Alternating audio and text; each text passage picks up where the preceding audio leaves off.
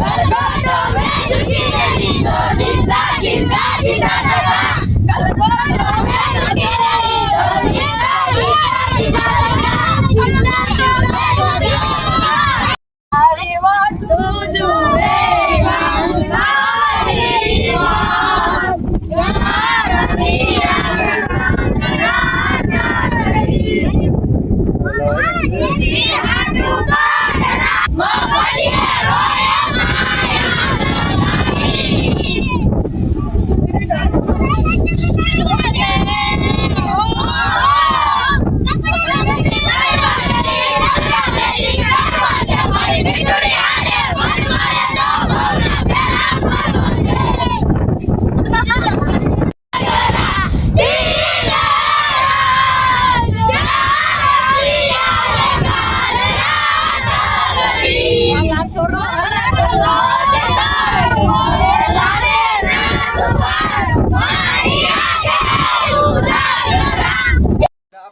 જેટલું કહું ને તમારે યાદ રાખીને જ કહેવાનું આ વસ્તુ આ વગેરે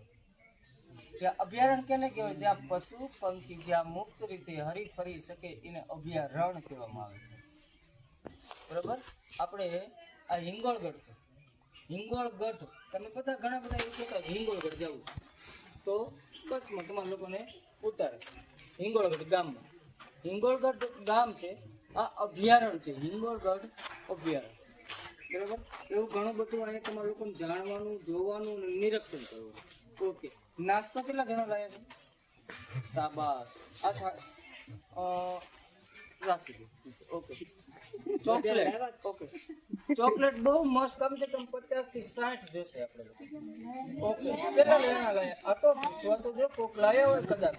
તો અહીંથી ગામમાં જો સાંભળો અહીંથી લગભગ 10-12 કિલોમીટર દૂર લેવા જવું પડશે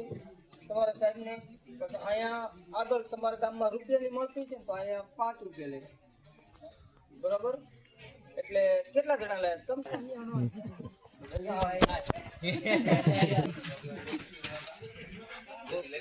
જો